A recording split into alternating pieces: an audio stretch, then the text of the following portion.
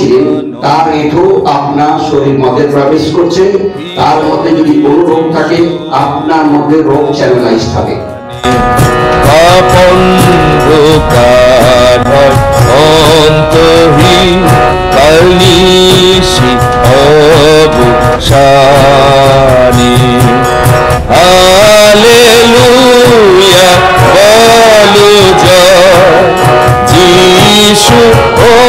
অপরিচিত লোকের এঁটো খাওয়া কি স্বাস্থ্যকর?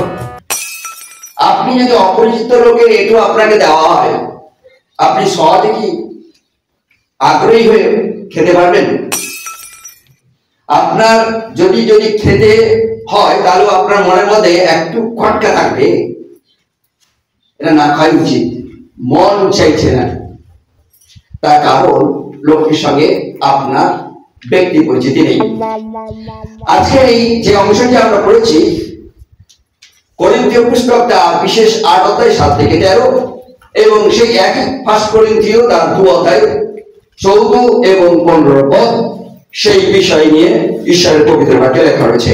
প্রথম আগে আমরা যাই, এখানে প্রেরিতের কার্য বিবরণ 21 অধ্যায় 15 পদে লেখা রয়েছে, তুমি অন্যের এঁটো থেকে নিজেকে রক্ষা করো। আমেন। অন্যের এঁটো থেকে নিজেকে, যে অপরিচিত লোক যাকে আপনি চেনেন না তার এঁটো থেকে আপনি নিজেকে রক্ষা করুন। প্রেরিতের কার্য বিবরণ 15 অধ্যায় 29 পদে ঈশ্বর পবিত্র বাক্যে লেখা রয়েছে, আপনি যাকে চেনেন না তার এঁটো থেকে আপনি তাকে নিজেকে পৃথক রাখুন, কারণ আপনার কুশল হবে আর মঙ্গল হবে। স্কুলে পড়তাম, একটি ছেলে ছিল, সে পড়তে বসলেই ঘুমাতো। তার জন্য স্যার তাকে বলল, তুই ঘুমাস যখন সঙ্গে একটা সরিষা তেল রাখবি, যখন ইচ্ছে হবে সরিষা তেল ঘষে দিবি। এবার সরিষা তেল ঘষলে কি হবে? সেটা আরো জ্বালা হবে, পড়াচ্ছে আরো কষ্ট বেশি হবে। তো ছেলেটি এরকম করতো, রাত্রিতে সকালবেলায় অতি হলে উঠতে পারতো না পড়ার জন্য। তার জন্য সে কি করতো, পায়ে ইট বেঁধে দিত, ইট বেঁধে দিয়ে খাটে শুতো। টান পড়লে ঘুমটাও ভেঙে যাবে, তখন সে পড়তে আরম্ভ করবে। এইভাবে অনেক প্রচেষ্টা করেছে সে একটু পড়াশোনা করবে। পড়াশোনার জন্য বিভিন্ন উপায় অবলম্বন করেছে। আমরাও ঈশ্বরের বাক্য না শোনার জন্য বিভিন্ন রকমের উপায় অবলম্বন করি। বসছি এক জায়গায়, মনে অন্য আছে, শুধু নারিকেলটা এখানে পড়ে রয়েছে, কালো নারিকেলটা এদিকে। আমরা ভাবছি খুব মনোযোগ দিয়ে শুনছে। দিল্লিতে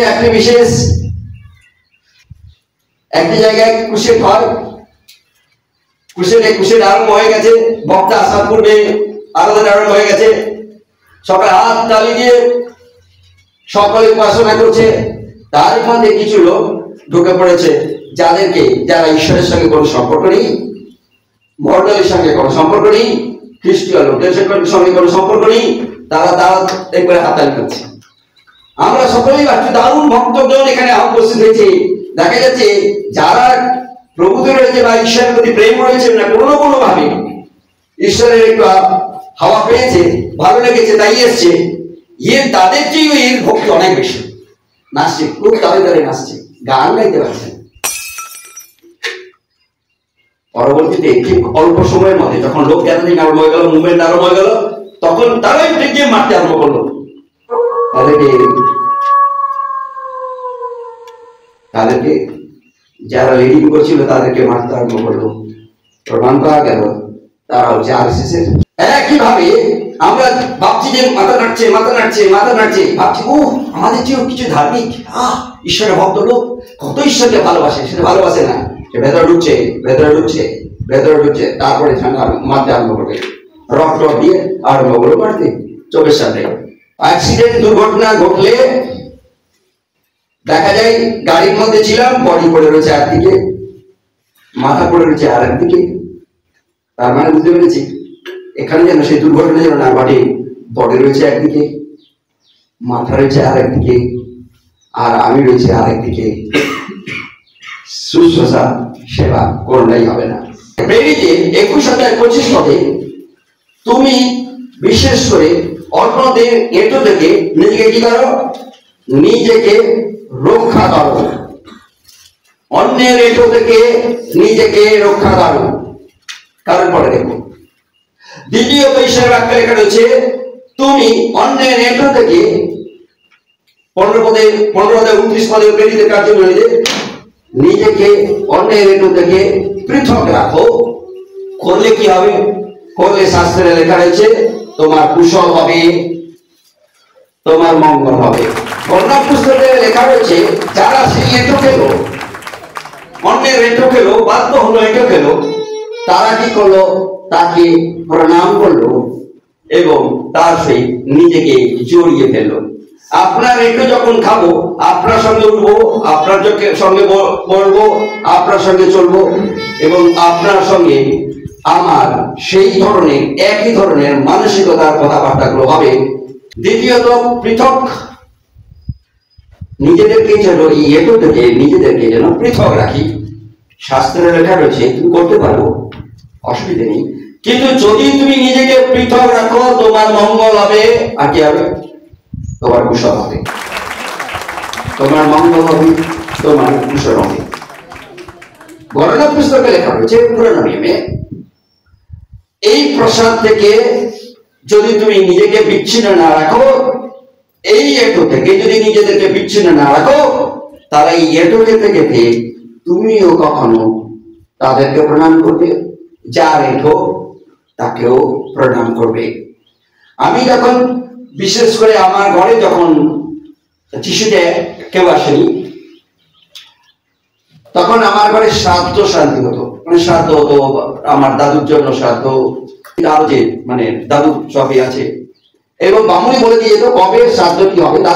তার বামুনির কাছে পুরো লিস্ট থাকতো, বছরে কোন কি সব তাদের তিথি রয়েছে, তিথি অনুসারে কবে মারা গেছে তাদের রেকর্ডে রয়েছে। সে 2-3 দিনের আগে তারা জানিয়ে দিয়ে তোমাদের শ্রাদ্ধ প্রস্তুত হও। এবং শ্রাদ্ধ একমাত্র ঘরের বড় ছেলেরাই শ্রাদ্ধেতে প্রথম যে যিনি থাকবেন তিনি হচ্ছেন বামুনের সঙ্গে যিনি মন্ত্র পাঠ করবেন, তিনি ছেলের মানে ঘরে হয় ছোট হতে হবে, না হলে প্রথম হতে হবে, এদের অগ্রাধিকার। কিন্তু আমার ঘরে যারা রয়েছে ছোট তো পারবে না, যেহেতু অনেক ছোট, বড় তো এত মানে ঈশ্বরের প্রতি বা ভগবানের প্রতি বা তাদের ধর্মের প্রতি তারপরে নিষ্ঠা নেই। বারবার চেষ্টা করা হয়েছে তাকে পুশ করার জন্য, কিন্তু সে চেষ্টা করেনি। কিন্তু আমাকে কেউই পুশ করতো না, তারপরেও আমি আমার ধর্মের প্রতি আসক্ত, ধর্মের চিন্তা করতে করতে। তাই বামুন তখন বললো ঠিক আছে ওকেই করা হোক, যেহেতু ওর ইন্টারেস্ট অনেক বেশি, তাই আমাকেই বিশেষ করে ওই কি বলে আমি ওটা ভুলে গেছি, বামুনের সঙ্গে থেকে বিশেষ করে এই যে পিণ্ডদান ইত্যাদি ইত্যাদি করতে হবে। এখন যখন বামুনকে খেতে দেওয়া হলো, মানে এই বিশেষ সবকিছু হয়ে যাওয়ার পরে, পূজা শ্রাদ্ধ ইত্যাদি হয়ে যাওয়ার পরে বামুনকে খেতে দেওয়া হলো, আর আমি অপেক্ষায় থাকতাম কখন সেই বামুন তার এঁটোটা রেখে দিয়ে যাবে, সেই এঁটোটা খাবো, কারণ সে ভালো ভালো জিনিস খায়। ছোট অবস্থা তো আমার একটি লক্ষ্য যে বামুনকে আমাকে তো ডাইরেক্টলি এটা দায়িত্ব দেয় না, আর বামুন কি করবে, কিছু অংশ খাবে, সে অংশ সে কিন্তু আমার জন্য রেখে দিয়ে যাবেই, কারণ এটাই হচ্ছে সংস্কার বা ধর্মীয় নিয়ম। তাই সেটাও আমার একটা অপশন যে খাবারটা ভালো ভালো, তাকে যে ভালো খাবারটা দিয়ে কিছু অংশ খাবে, বাকি অংশটা রেখে দিয়ে আমার জন্য আমি সেটা খাবো।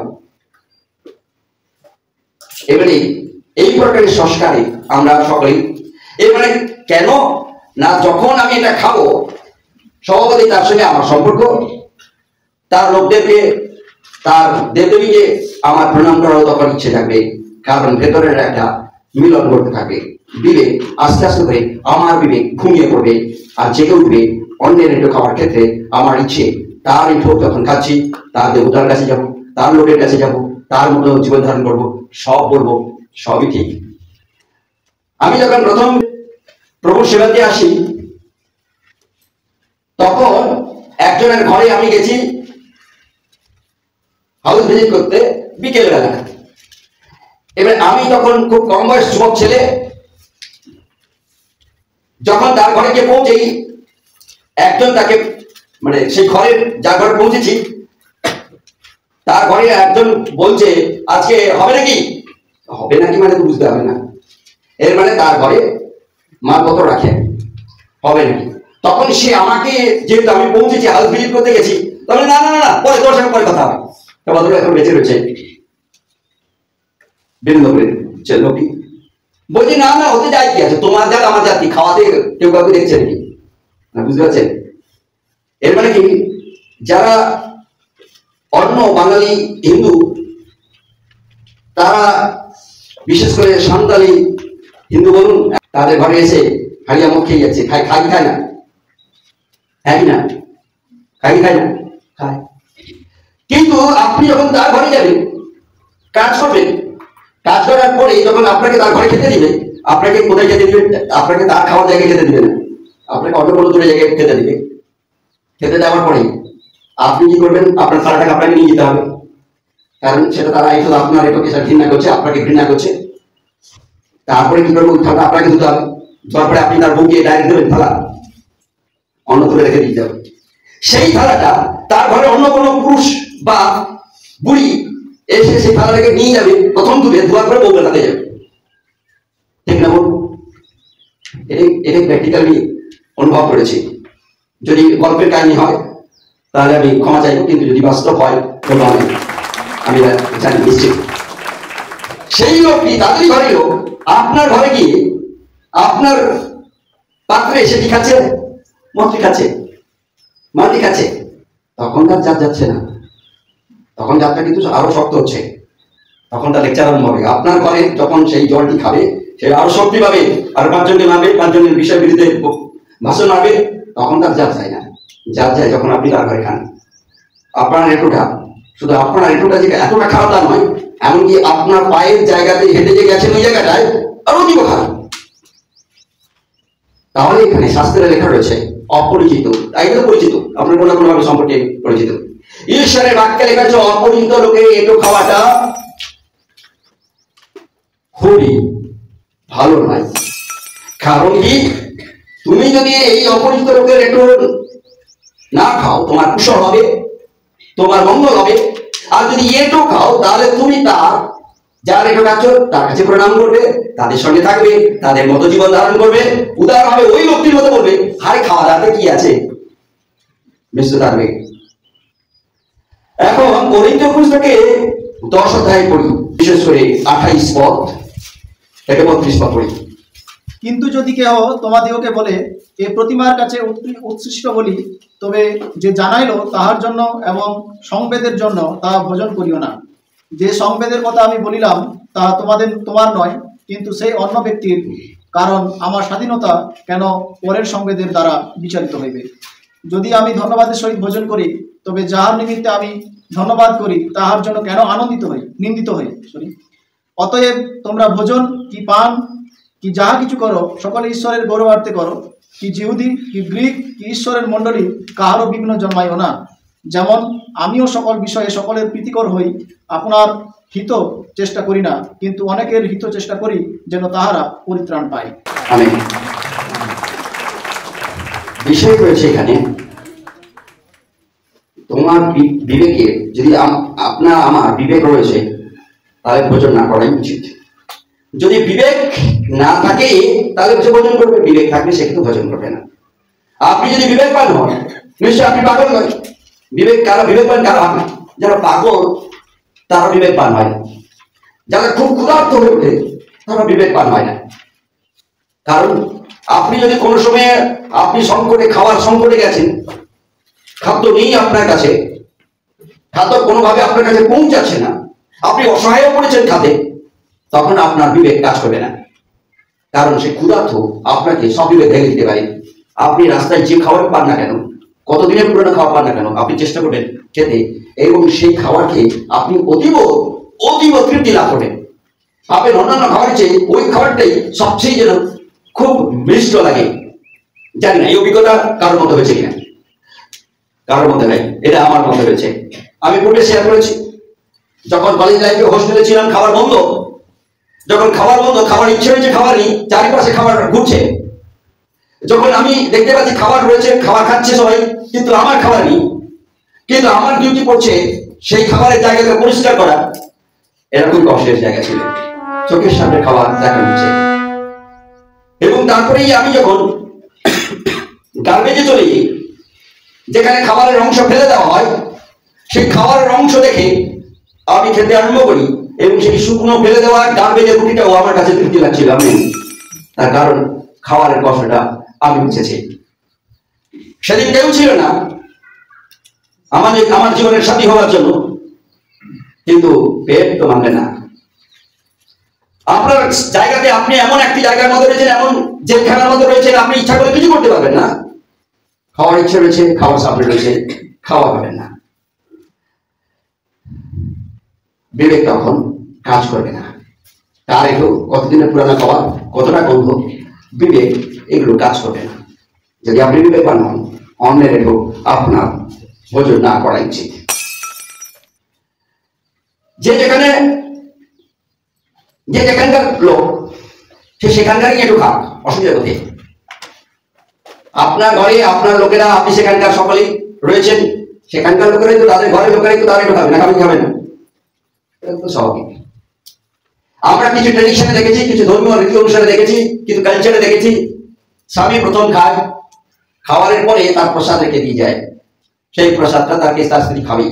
তাকে যত কম দেন স্বামীকে, তারপরে সে একটু রেখে দিয়ে, কি জন্য রেখে দিয়ে সেই জানে, বোঝা। তাকে বলা যে পুরোটা খাও না, আমি আর খেতে পারছি না।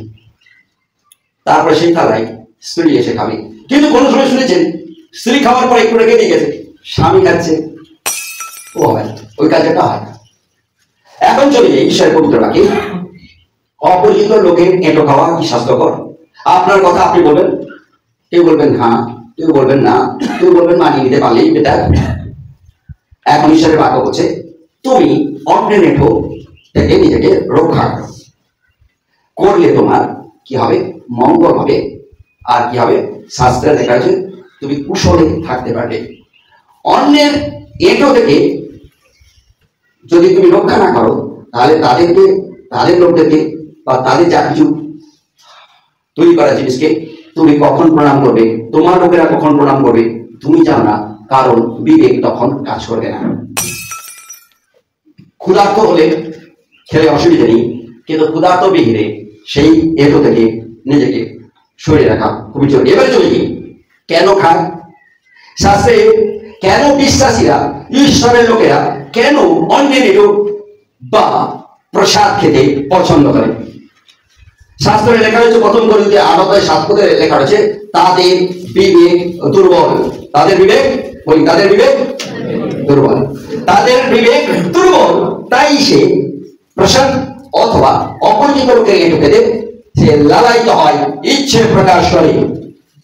শাস্ত্রে করিন্থীয় 2:14 লেখা রয়েছে, প্রথম করিন্থীয় 2:14 কি লেখা রয়েছে একবার পড়ি। যারা ঘুমাচ্ছে তারাই পড়ি, বলছি কেউ ঘুমাচ্ছে না। আর যে ঘুমাইছে শুনতে পাই, তুমি শুনতে পাই, তবে অনেকে শুনতে পায়। কিন্তু প্রাণিক মনুষ্য ঈশ্বরের আত্মার বিষয়গুলি গ্রহণ করে না, কেননা প্রাণিক মনুষ্য কি গ্রহণ করে না? আত্মার বিষয় সে গ্রহণ করে না। প্রাণিক মনুষ্য আত্মিক বিষয় গ্রহণ করে না। তাই সভাপতি কেন করে? কারণ সে আত্মিক বিষয় গ্রহণ করে না, তাই সে প্রসাদ অথবা অপরিচিত লোকের এঁটো খায়। আমি অপরিচিত কেন বলছি তা পরে আমি বলবো, কারণ কনফিউশন আমি যাকে চিনি না, আমি যার সম্পর্কে জানি না, তারা তো আমার কাছে অপরিচিত, সে যে খাবার দিই। ওকে, তারপরে করিন্থীয় 8:10 লেখা রয়েছে ঈশ্বরের পবিত্র বাক্যে, কারণ তারা খায় কারণ তারা খুব দুর্বল। তারা দুর্বল লোক, তাদের বিশ্বাস দুর্বল, তাদের ঈশ্বর দুর্বল, তার কাছে সম্পূর্ণ সবকিছু দুর্বল। প্রথম জায়গায় কি কারণে খায়? প্রথম কথা হচ্ছে তাদের বিবেক দুর্বল, তারা নিজেরাই বিশেষ করে দুর্বল, তারা প্রাণিক মনুষ্য, তাই তারা প্রসাদ অথবা অন্যের এঁটো খায়। এরপরে আমি যাব রিঅ্যাকশন কি রয়েছে। রিঅ্যাকশন মানে আপনি খাওয়ার পরে কিছু তো ঘটতে পারে। প্রথম কথা, তার যখন সেই লোকটি হাত দিচ্ছে, আপনি করোনার সময় আপনারা ভালো করে মার্ক করেছেন, করোনার সময় প্রত্যেকটা খাওয়া দাওয়া লোকেদের মুখে মাস্ক ছিল, হাতে গ্লাভস পরে তারা বিভিন্ন হোটেলে তারা ম্যানেজমেন্ট করতো, যাতে কোনো রকমের তাদের জায়গা থেকে যেন করোনা ছড়িয়ে না পড়ে। এর মানে আমাদের হাতে অনেক জীবাণু থাকে, আমাদের মুখে নাকে জীবাণু থাকে, এবং যে জীবাণুটা অন্যের ক্ষতির কারণ হতে পারে, যাকে আমি চিনি না জানি না। এবারে যারা ঠাকুরের ধরুন ঠাকুর হয়েছে, প্রসাদ কেটে টুকরা টুকরা করে সেখানে সাজিয়ে রেখেছে, কেন ধূপ দেয় জানেন? কেন ধুনা দেয় জানেন? কারণ ধূপ এবং ধুনা যদি না দেয় মানুষের আকৃষ্ট হবে না, আকৃষ্ট আসবে না, আমার আকর্ষণ হবে না। দ্বিতীয়ত আর কি হবে, মাছি বান করে আসতে থাকবে। কলা কলা আছে মানে ও মাছি ছাড়বে না, ও আসতে থাকবে। খেজুর আছে মানে ও মাছি আসতে থাকবে। সেগুলোকে সব খুলে রেখে দিয়েছে। এর ফলে তারা কি দিতে, ধূপ দিতে থাকে, ধুনা দিতে থাকে। এখন চিন্তা করি, সে খাবারটার কাছে কে থাকে?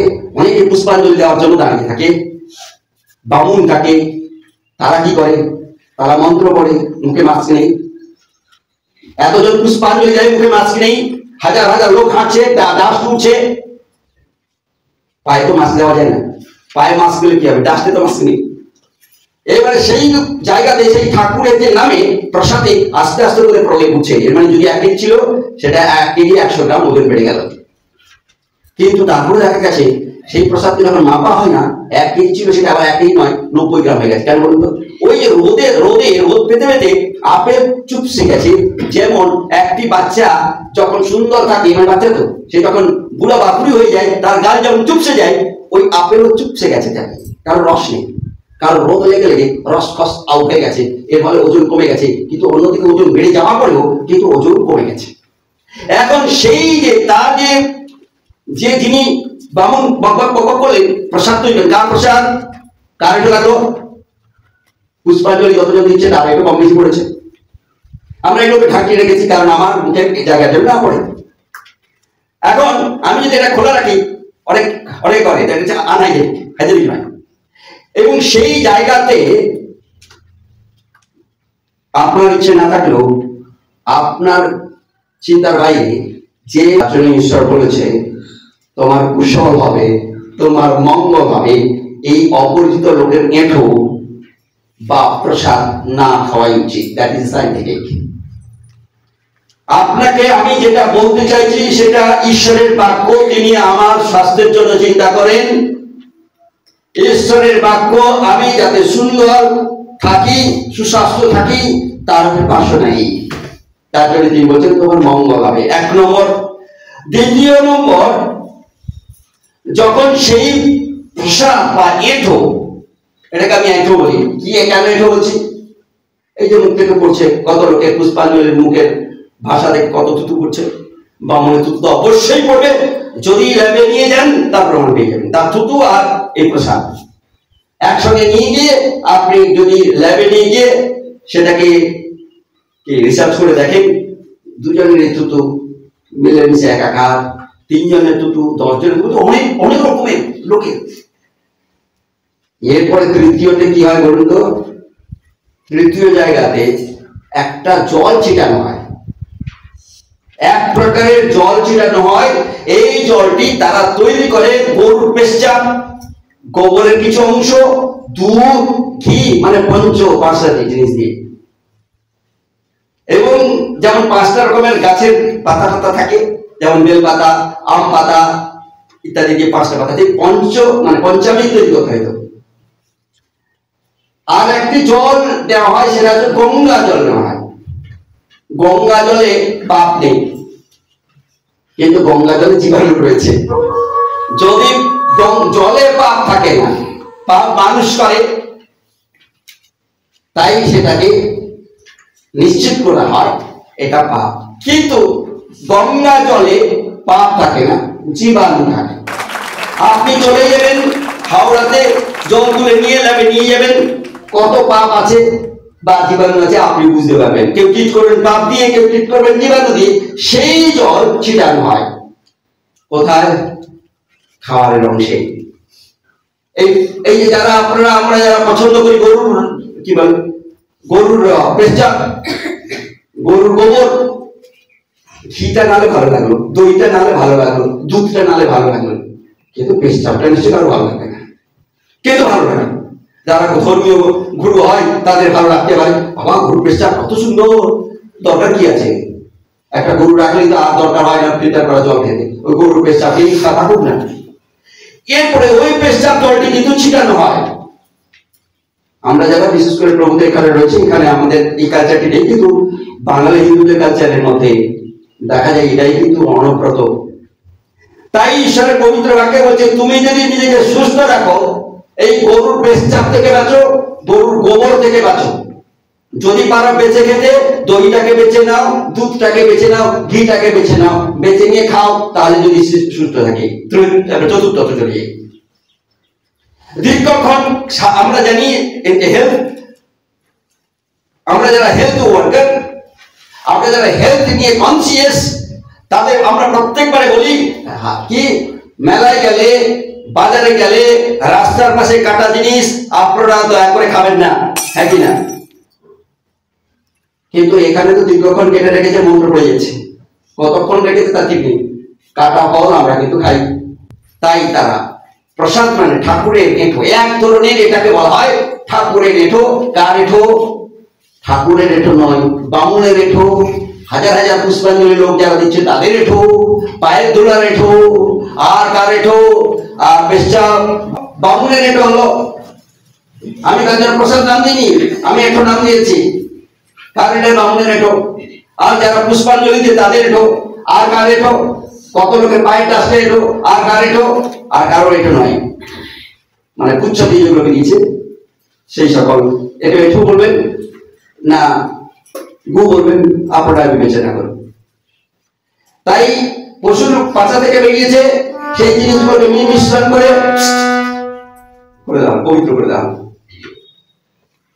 এরপরে আপনি যদি জানেন, আমি তো ভুলে বসতে একটা আমাদের হাইকোর্টে যখন মামলা চলছিল সেই কি বলে পরীক্ষার বিষয় নিয়ে, আমি প্রতি শুক্রবার হাইকোর্টে পৌঁছাতাম। এবার একদিন ভুল করে ভাবলাম যে এই ওই ইয়ে দিকে চলে যাই, মানে হাওড়াতে উঠেছি, উঠে হাঁটতে হাঁটতে ভেবেছিলাম সোজা চলে যাই, ওইখানে একটা কি বলে বাবুঘাটে একটা মন্দির আছে, ওই দিকে চলে যাই। যাবো কি, যেতেই না যেতেই কিছু দূর গেছি, কিছুটা অংশ পেরিয়েছি আর কি, কিছুটা অংশ মানে বলছি পারে পেরিয়ে, তারপরে চিন্তা করছি পেছন দিকে যাবো না সামনের দিকে যাবো। তার কারণ পেছন দিকেও ওই যে ট্রেনের ট্র্যাক লাইন আছে, সেইখানে সবাই নিচ দিয়ে স্নান করতে যাচ্ছে, উপর দিয়ে ট্র্যাক লাইন গেছে, তার ঠিক কাছাকাছি সবাই হেগেছে, এমন হাঁকা হেগেছে। আমি বললাম একটু অল্প মনে হাঁকা হচ্ছে, একটু বেরিয়ে যাবো। ভেতরে ঢুকে যাওয়ার পরে আর পিছাবো না, এখন আর কত দূর আছে, এইটা কত দূর চলতে পারে। সেই সকল জল সেই গঙ্গার সঙ্গে মিশছে। আর এবং দ্বিতীয় নম্বরটা কিন্তু খুব দুর্দান্ত, কি পাছাটা দিয়ে কোথায়? মা গঙ্গার কাছে পাছাটা ধুয়ে, আর এরা গিয়ে স্নান করছে, সবাই পবিত্র হচ্ছে। সেই জল আমরা আমাদের গ্রামের লোকেরা বিভিন্ন ধর্মের নামে তুলে নিয়ে আসছে, তুলে নিয়ে এসে কিছুদিনের রাখার পরে নিচের জলগুলো তো হয়ে যায়, উপরের গুলো ফিল্টার হয়ে যায়, বুঝলেন, মানে আসল জিনিসগুলো। কিন্তু সাদা জল দেখতে, কিন্তু ভেতরে যে কত জীবন রয়েছে আপনি আমি কেউ জানি না। তাহলে কার এঁঠো? মানুষের পাছার এঁঠো, মুখের এঁঠো। এগুলো অনেকে ভাবে আমি ধর্মের বিরুদ্ধে বলছি না, কিন্তু তার ক্ষতি তারা ডেকে আছে। এবং আপনি দেখবেন অনেক সময় অনেক জায়গায় এই প্রসাদকে মানুষ অসুস্থ করেছে, অনেক লোকেরা অসুস্থ হয়ে পড়ে। যখন কেন পড়ে না, দীর্ঘ সময় অথবা এই যে মেজারমেন্ট মানে মিশানোর ক্ষেত্রে উল্টা সেটা হয়ে গেলে অসুস্থ হয়ে পড়ে, তখনই বিপদ ঘটে আসে। একের পর যারা প্রসাদ খেয়েছে তারাই অসুস্থ হয়ে যাচ্ছে। তাই এখন দেখবেন মন্দিরে বিশেষ করে এখন আর কেউ প্রসাদ খায় না, বোতল খায়। বোতল খায় বুঝতে পারছেন, সবাই পূজা আসে তাদের বোতল আর হয়ে গেল, ক্লাব পাই দেখি। তারা যে আপনার কাছ থেকে চাঁদা তুলেছে, সে পয়সা দিয়ে বোতল এসে বোতলে আপনি বুঝতে পারছেন কি থাকে। কিছু কিছু এবারে গ্রামের লোকেরা তো বোতল তৈরি করে না, তৈরি করতে গিয়ে দেখা যাচ্ছে ওই মিশনে পরিমাণ করে ফেলেছে, বিষ তৈরি হয়ে গেছে, খেলো আবার হসপিটাল ছিল, কিন্তু মরেও যায়। বিষ মদ খেয়ে মারা গেলেন মাননীয় সমাজসেবী অমুক লোক, আবার সাংঘাতিক সমাজসেবী, কারণ মাল খায় বলেছে তো সমাজসেবী। যারা আমরা মাল খাই তারাই সমাজসেবী, না হলে মাল না খেলে সমাজসেবী হওয়া যায় না। এখন এই এঁঠো তাহলে দেখতে পাচ্ছি, এঁঠো ওই যে প্রসাদটা হচ্ছে কার এঁঠো দিয়ে, বামুনের এঁঠো দিয়ে, মানুষের পাছা দিয়ে, আর কার পশু পাছা থেকে সবকিছু বেরোনো মিশ্রণের ফলে একটা সুন্দর, তার নাম হচ্ছে প্রসাদ। আমেন। সেইটা কেন এটাকে ঠাকুরের বলে না যে এটা ঠাকুরের খাবার, বলে কেউ? প্রসাদ বলে। কেন বলে? তার কারণটা হচ্ছে এই মানুষের পাছা মানে পুচ্ছের অংশ, পশুর পুচ্ছের অংশ, আর বাঙুরের মুচ্ছের অংশ, এগুলো সব পুচ্ছের আর মুচ্ছে সব মিশ্রণে একটা সুন্দর প্রোডাক্ট তৈরি হলো। সেই প্রোডাক্টের নাম হলো অমুক ফ্যাক্টরির প্রোডাক্ট, যার নাম হচ্ছে প্রসাদ। ঈশ্বরের বাক্য বলছে তুমি নিজেকে রক্ষা করো এই জায়গা থেকে, এই অপরিচিত এঠো থেকে নিজেকে রক্ষা করো। করলে তোমার কি হবে? তোমার কুশল হবে, তোমার মঙ্গল হবে। আর কি হবে? তুমি তাদের কাছে প্রণাম করবে না, নিজেকে বিপদে নিয়ে যাবে না। করোনা পুস্তকে লেখা রয়েছে। কারণ যে যেখানকার খাবার তারাই সেখানকার লোকেরাই খাবে, তুমি খাবে না, তুমি সেখানকার লোক না। এখন আমরা এতেই অভ্যস্ত নেই, আমরা করি না যদিও, কিন্তু স্টিল আমরা মনে রাখবো, কারণটা দেখাবো যে আমরা কেন প্রসাদ খাই না। ভাই মনে রাখা, এটা আমাদেরকে মাথার মধ্যে, বিবেকের মধ্যে, চিন্তার মধ্যে, মেমোরির মধ্যে ঢুকে রাখতে হবে। কেন খাই না? কারণ এটা পুচ্ছে রেখো, পুচ্ছে রেখো, পুচ্ছে মানে কি বোঝাচ্ছি। দ্বিতীয়ত আবার মুচ্ছে রেখো, মুচ্ছে রেখো মুখে রেখো, পুচ্ছে রেখো মানে বলছে দেখো গঙ্গাতে গঙ্গা জল তোলো, সেখানে অনেকে হাঁটে। ঠাকুর তোমার পবিত্র করে ঠিক আছে, কিন্তু সায়েন্স বলছে ওইভাবে পরীক্ষা মানে পরিষ্কার হয় না। তাই পেশাবের জল আর পায়খানা মানুষের জল, আর তোমরা নিয়ে এসে যারা তোমরা গরুর পেশাব পছন্দ করো তোমাদের ভালো, খুব ইন্টারেস্টিং। কিন্তু এই গরুর পেশাব কিন্তু ষাঁড়ের পেশাব নয়, মানে কারণ মেয়েদের প্রত্যেকটা জিনিস ভালো লাগে, তার জন্য তারা কি করে মেয়ে গরুর পেশাব নিয়ে আসে। পৃথিবীতে যাই কিছু হবে মেয়েদের, কিন্তু যখন মেয়েদেরকে ব্যবহার করছে, যে আমরা জানি কিছু কিছু ধর্মের মেয়েরা হচ্ছে তারা তাদের ছেলেরা শুধু মেয়েদেরকে দিয়ে সুখ ভোগ করবে, তাদের স্বর্গ বলতে কিছু নেই, স্বর্গেও সেখানে কিছু পরিশ্রম করতে হয়। মেয়েদের খুব খুব খারাপ, জানি না তাদের স্বর্গ আবার কি প্রকারের স্বর্গ, মেয়েদের জন্য স্বর্গ কি করে রেখেছে। এই মেয়েটা জানি না কি পোশাক পরে যাবে, আমি জানি না। কারণ সেখানে তো এই এখানকার পৃথিবীতে যে সকল মেয়ে ধরুন ছোট ছোট প্যান্টি পরে, ছোট ছোট কার্টুন পরে, সে সেখানে তো খুঁজে পাবে না। কি করে সে সেখানে স্বর্গে চলবে না। যদি সে স্বর্গে যদি সবাই শাড়ি পরে বা সবাই কি বলে মুখ টুক ঢাকিয়ে সেখানে থাকবে কিনা জানি না, গরম কতটা জানি না, ঠান্ডা কতটা জানি না, এগুলো সবই আমি কনফিউজের মধ্যে রয়েছি। কারণ অনেকে যারা স্বর্গে যায় এগুলো আমাকে বিব্রত করে। এখন এই মেয়েদেরকে তারা কি করছে, একটা কারখানা, বাচ্চা তৈরি করার কারখানা আর নিজের সুখ ভোগের কারখানা তৈরি করে রেখেছে।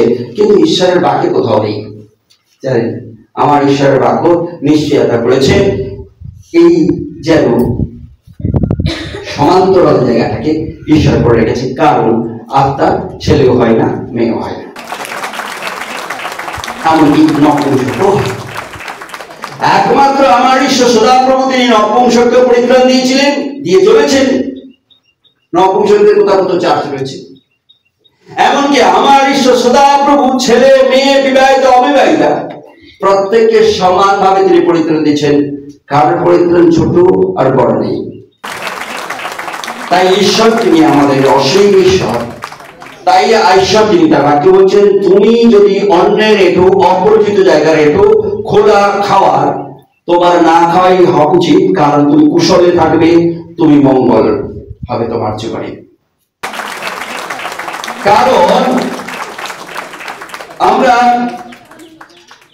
যখন প্রভুতে থাকি, আমরা অনেক সময় থাকতে থাকতে দীর্ঘ সময় চলার পথে আমরা এটাকে অনেক সময় মানানসই হয়ে যাই। যেমন ধরুন প্রথম গরম যখন আসে, গরম পড়তে আরম্ভ করে, তখন খুব কষ্ট হয়, তারপর গরম পড়তে পড়তে পড়তে পড়তে যখন গরমটা ঠিক মানে শরীরের সঙ্গে অ্যাডজাস্ট হয়ে যায়, ও ঠিক আছে চলবে চলবে। শীত যখন প্রথম আসে, কি ঠান্ডা, আবার শীত আস্তে আস্তে যখন হয়ে যায়, তখন আপনি শীতের সময় দেখা যাচ্ছে কিছুদিনের পরে গেঞ্জি করে হাঁটছেন, শীতের সময় আনন্দ হয়ে যায়। আমরা প্রভুতে থাকতে থাকতে অনেক সময় ঠান্ডা হয়ে যাই অথবা গরম হয়ে যাই, আর অন্যের সঙ্গে আমরা অ্যাডজাস্ট করে জীবনযাপন করার চেষ্টা করি। আমি আমার ঈশ্বরের পবিত্র বাক্য আপনাদের জ্ঞান এই প্রকারে দিই, যাতে আমি কারোর এঁটো খাই না, মানে মুচ্ছের খাবারও খাই না, বাচ্চার খাবারও খাই না। আমাকে যদি দিতে চান ডিরেক্টলি পূর্ণ ফল দিতে, পূর্ণ ফল, মানে ফলটা কাটা যাবে না। আমার দাঁত ক্ষমতা রয়েছে, আমি বুড়ি হইনি, বুড়ো হইনি, ডাইরেক্ট কামড়ে কামড়ে খাবো। যদি দেওয়ার ইচ্ছা হয় ডাইরেক্ট ফল দেন, কাটা ফল খাওয়া বারণ। কে বলেছে? ডাক্তার বলেছে। সব ডাক্তার বলেছে কাটা ফল খাওয়া বারণ, মানে বলবেন না কাটা ফল খাওয়া বারণ। আমাকে ডাইরেক্ট দাও, ডাইরেক্ট খাবো, কামড়াবো, দাঁত আছে, আমার ছুরি দরকার নেই।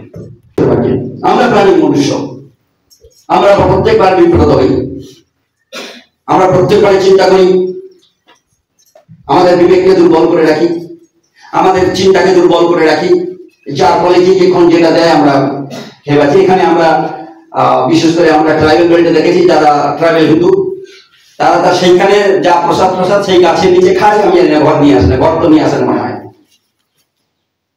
তারা মোড়ক বলি দেয়, ওই গাছের নিচে দিল, সেইখানে রান্না করলো, মেয়েদেরকে যেতে দেয় না। তার প্রসাদ যেটা রান্না হয় কে খায়? শুধু ছেলেরে, মেয়েরা খায় না। এর মানে তাদের মেয়েদের যোগ্যতা নেই তাদের গঙ্গার কাছে পর্যন্ত পৌঁছানো। তারপরেও তারা সেইটা নিয়ে, সেই ট্রাইবেল হিন্দুরা তারা সেইটা নিয়ে পড়ে রয়েছে, সেই মেয়েরাই পড়ে রয়েছে। মেয়েরা তো বেরিয়ে আসা উচিত যে আমার কিন্তু কোনো অগ্রাধিকার নেই ভাই এই গঙ্গার কাছে, আমি গঙ্গার কাছে থাকবো, এই গঙ্গা তো আমার বাপ, আমি আমাকে দেখলে ভয় পালিয়ে যায়। এর মানে মেয়েরা যদি ওই জায়গায় যায় তো ঠাকুর পালাবে, জানেন? এত লজ্জা থাকবে। Very interesting. মসজিদে আমি আবার একটা কথা বলছি, মসজিদে যদি মেয়েরা যায় সেখানে আল্লাহ পালাবে, এত লজ্জা আল্লাহ। কিন্তু সেই আল্লাহ বা আল্লাহর বান্দি বা নবীরা তারা 36টা রাখতে পারে, লজ্জা তখন লাগে না। এটা ধর্মের বিরুদ্ধে বলা নাই, আমাদের ধর্ম নৈতিকতাহীন হয়ে পড়েছে। দেখবেন আমি আমার ঈশ্বরকে ভালোবাসি, আমার মতো করে থাকবো, কিন্তু সে বলবে কি তুমি যেহেতু ঈশ্বর, তোমার ঈশ্বরকে ভালোবাসো, তুমি এই পৃথিবীতে থাকতে পারবে, তোমাকে আমি নিশ্চয় ফেলতে পারবো। এরা কারা করছে? মানে অন্যরা করছে। এবারে শুধু যে মুসলমানরা করছে তা না, হিন্দুরা করছে। তুমি বিশ্বাস তুমি কেন? এখানে ওটা হিন্দু জায়গা, আর এখানে কি হিন্দু জায়গা? মানে জায়গা তো আমার বাপের, রাস্তা তো সরকারের। এরপরে সবার রাস্তা, সরকার মানে তো সবার। তাহলে সেটা কি করে তারা বিবৃতি দিতে পারে এটা হিন্দু জায়গা, তুমি এখানে কিছু করতে পারবে না? তুমি হও হিন্দু হও, বা অথবা মুসলমানের জায়গা বলে মুসলমান হও। আবার জানি না পাঞ্জাবের ক্ষেত্রে তারা শিখরা বলছে কিনে জানি না, যদি তারা মিশাবে আমাদেরকে, কিন্তু মুসলমানরা মিশে নিবে, হিন্দুরাও মিশে নিবে আপনাকে। সেই গরুর কাছে সব শক্তি। কেউ গরুর মাংস খাইয়ে আপনাকে মিশাবে, আবার কেউ গরুর গোবর খাইয়ে মিশাবে, মহা মুশকিলের কথা। একই ধর্মগুলো দেখুন, একই ধর্ম, কেউ পুচ্ছেন, কেউ মাংস। গরুর মাংস একটু জুস খেয়ে নিলেই তুমি আপনি হয়ে গেলেন। আরো কাজ আছে, পাঁচ বাদর কিছু আর সব করাই, অনেক রকম কাণ্ড করায়, এটা মুসলমানদের। আবার এরা বলছে তুমি বাবু খ্রিস্টান হয়েছো, যাই করেছো করেছো, তুমি খ্রিস্টান হয়েছো, মুসলমান হয়েছো, যা করেছো করেছো, এখন একটু গোবর জল খাও, গোবর জল খেলে তুমি আমার ধর্মে ঢেকে গেলে। আচ্ছা, আমাকে যদি গোবর জল খাই দিলে আমি যদি আমার কোনো পরিবর্তন ঘটবে? বড়দের পেটে খারাপ হলে হতে পারে, কিন্তু মনের পরিবর্তন ঘটবে না। শাস্ত্রের রবীন্দ্রকে 12 অধ্যায় 1 এবং 2 পদে লেখা রয়েছে, অতএব হে ভাতৃগণ, অতএব আমি অন্য ভাই বলছি, হে প্রিয়জন, ঈশ্বরের নানা করুণার অনুরোধে আমি তোমাকে বিনতি করিতেছি, তোমরা আপন আপন দেহকে জীবিত পবিত্র বলিরূপে উৎসর্গ করো, ইহাই তোমাদের চিত্ত সঙ্গত আরাধনা। আর এই যুগের অনুরূপ হইল না, কিন্তু মনের নতুনীকরণ দ্বারাই রূপান্তরিত হবে। মনের নতুনীকরণ, খাওয়া দাওয়া যা হলো কিন্তু মনের নতুনীকরণ দ্বারাই। এটা তো খাওয়া দ্বারা হয় না, এই মনের নতুনীকরণ খাওয়া দ্বারা হয় না। আপনি যদি সিদ্ধান্ত নেবেন যে আপনি ধরুন কেউ টোবাকো খান বা খৈনি খান বা দৌতার লোক দেখান, আপনার খুব ফেভারিট হয়ে গেছে, আপনি কি করে ছাড়বেন? যদি আপনি মনে করেন, মনের সিদ্ধান্ত নেন আমি ছাড়বো, কোন বাপের শক্তি নেই আপনার ওইটা দিকে আবার নিয়ে যায়। আপনি স্টেপস নেবেন, আস্তে আস্তে করে স্টেপস নেবেন। হ্যাঁ, আজকে এটা না খেয়ে একটু ঘুমিয়ে যাই, কারণ না হলে দেখা যাচ্ছে জেগে আছে না, মনটা কুকুর করছে, এই লোকটা আসছে আমার কাছে, মনে হয় ও বলতে আসছে, ওই আমার সময় নেই, তুমি যাও যাও, আমার সময় নেই, আমি একটু বিশ্রাম করবো বা কাজে আছি। এই যদি অ্যাভয়েড করতে শেখেন, তাহলে আপনি সিদ্ধান্ত নিচ্ছেন যে আপনি খাবেন না, তখন আপনি বিভিন্ন প্রকারে আপনি স্টেপস নেবেন নিজেকে সরিয়ে রাখার জন্য। যেখানে লোকেরা করছে সেদিকে চোখ ঘুরাবেন না, কারণ আর আপনার দিক থেকে আবার তো পড়ে যেতে পারেন যে না হবে। এটা টোটালটাই আপনার অভ্যাসের উপর নির্ভর করছে। কোনো কিছু আসক্তিকরণ এটা আপনার ব্যক্তি অভ্যাসের উপর নির্ভর করে। তাই আজকে যারা আমরা প্রভু দেখছি অপরিচিত লোকের একটু খাওয়াটা এখন কি সমুচিত? হ্যাঁ কি না? এখন ডিরেক্টলি বলছি প্রসাদ খাওয়া কি সমুচিত? এখন আপনাকে উত্তর দিতে হবে, আপনি কেন খান না আপনি উত্তর দেবেন। আপনার উত্তরে আমি বেঁধে দিলাম কিভাবে পঞ্চামৃত তৈরি হয়। পঞ্চামৃতে লোকেরা কি দিল, মেনলি দেখলো ডাবের জল থাকলো, ধরুন ডাবের জলে ঢুকিয়ে দিল, গোবর একটু ঢুকিয়ে দিল, যদি না হয় পেশাব তো ঢোকাবে, মানে গাভীর পেশাব, আর তো দুধ থাকবে, আর থাকবে ঘি থাকবে। তাই এইটা নিয়ে গরুর চারিপাশের অংশ নিয়ে হলো পঞ্চামৃত, শুধু গরুর রক্তটা নেই। লোকে বলে আমরা শুধু গরুর রক্ত খাই, মানে বুঝেছেন, আমরা গরুর রক্ত খাই। আমাদের বাঙালি এলাকায় তথা উড়িষ্যা, এই যে গোটা ইস্টার্ন জোন রয়েছে, এই ইস্টার্ন জোনে আঙ্গুর দেখতে কেমন লোকেরা জানে একটাই, সেটা হচ্ছে ওই যে সবুজ আকৃতি যে আঙ্গুর অথবা কচি কলা পাতার মতো দেখতে যে আঙ্গুরের কালার, ওইটা ছাড়া আর অন্য কোনোটাই জানে না। কারণ তারা সেই যোগ্যতার জায়গায় পৌঁছাতে পারেনি ওই সুন্দর আঙ্গুরটি খেতে পাওয়ার মতো, যেটা দেখতে না। যার ফলে তারাই যেটাই দেখে, যে আমরা ধরুন নিয়ে এসেছি, আমরা যেটা প্রভু ভোজ করবো সেটা কিন্তু আঙ্গুরের রস, ওকে, এটা কিন্তু আপনার ওই অরেঞ্জ ওয়াশ নয় বা অন্য কোনো লাল জল নয়, এটা পিওর আঙ্গুরের রস। এই লাল রঙের আঙ্গুরের রস তারা মনে করে এটাই হচ্ছে গরুর রক্ত। Very interesting. আমার যিশু কি গরু ছিল নাকি? তারা ভেবেছে যে যিশু আমার জন্য রক্ত দিয়েছে, যে যিশু আপনার জন্য রক্ত দিয়েছে, যে যিশু আপনার আমার জন্য প্রত্যেকটা বিন্দু রক্ত ছড়িয়েছে, সেদিন কিন্তু যখন যিশুকে খুশি লাগছিল, কতিপয় মানুষ অনেক দূরে দাঁড়িয়ে দেখছিল। আজকের মতো যখন মন্ডলী যেমন খালি থাকে, প্রভু বোঝে হলে তারা আসে না। প্রভু বোঝ যিশু কষ্ট পেয়েছে, তা আমার কি যায় আসে রে ভাই, আমি এখন কষ্ট করছি, পরিশ্রম করছি পার্থিব জীবন কাটানোর জন্য। শাস্ত্রে লেখা রয়েছে তারা কি প্রাণিক মনুষ্য। প্রাণিক মনুষ্য মানে বুঝেছি নিশ্চয়ই, প্রাণিক মনুষ্য মানে হচ্ছে পশু যেমন প্রাণ আছে, এই মানুষটিরও তেমনি প্রাণ আছে। তারা প্রাণটা নিয়ে চিন্তা করে আর দেহটা নিয়ে চিন্তা করে, এর বেশি চিন্তার বাইরে তারা একটুও করতে পারে না। যদি সত্য তারা স্ট্রিক্টলি তাদের জীবনকে কি করতো, প্রভুর নিয়ন্ত্রণে, প্রভুর চরণে আনত। জানেন, একটা ছেলে কিংবা মেয়ে যখন মুসলিম সমাজে জন্মায়, তাদেরকে শুক্রবার দিন বলা হয় নামাজ পড়বি, না হলে তোদের পর্দা, বারবার আগে বলা হয় পর যদি মানে নামাজের যদি না করে তাদেরকে ধমক দেওয়া হয়, গলা কেটে তোকে ফেলে দেওয়া হবে, ভয়ঙ্কর তাদেরকে পরিচয় করা হয়। যার ফলে সেই ভয়ে তারা নামাজে চলে যায় শুক্রবার দিন।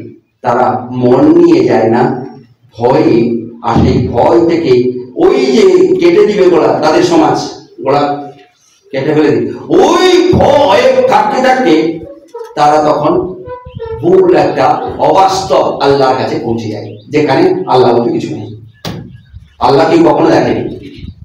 আমার যিশুকে শাস্ত্রে আমরা অনেক জায়গায় পাই, এমনকি শাস্ত্রের কাছে এখনো অনেক লোকেরা প্রভুকে দেখতে পাচ্ছেন। তাই এখানে আমরা যদি চিন্তা করি, আজ পর্যন্ত আল্লাহকে একজনও কেউ দেখেনি, এমন নিশ্চয়তা রয়েছে। তারপরেও তারা ধর্মের ভয় নেই। আবার যদি দুজনের আলাদা হয়, সে মানে দুজনের গোষ্ঠী যদি আলাদা হয়, বলছে আমারটাই বেশি পবিত্র, আমারটাই খোদা আল্লাহ বেশি করে, তোর গলা নামিয়ে দিব, ভাই আমার নীতিতে আয়, না তোর গলা নামিয়ে দিব। উভয় পক্ষে কঠিন পরিস্থিতির মধ্যে তারা ভয় করতে করতে তারা কি করে, শুক্রবার দিন হ্যাবিচুয়েটেড হয়ে যায় ধর্মে। শুক্রবার হলে কোনো মুসলমান কাজ করে না, কোনো মুসলমান বলেও কাজ করে না, তারা চলে যায় কি করতে, নামাজ পড়তে। নামাজ আজকে আমাদের বিশ্ব সদা প্রভৃতির জীবিত, তিনি গরুর রক্ত দেননি, তিনি নিজের রক্ত দিচ্ছেন। তিনি তার খুশের কাছে তিনি বলতে পারতেন, আমার পরিবর্তে একটা ভেড়া কেটে দিলাম, আমার পরিবর্তে একটা গরু কেটে দিলাম, লোকেরা আমাদেরকে বলে গরুর রক্ত, তারপরেও ডিরেক্টলি বলু, পেছনে বলু, বলো তো কেউ। কিন্তু তারা জানে না আমার যিশুকে, তারা জানে তাদের ঘরে গরুকে, কারণ তারা প্রাণী মনুষ্য, তারা বিবেকহীন মনুষ্য,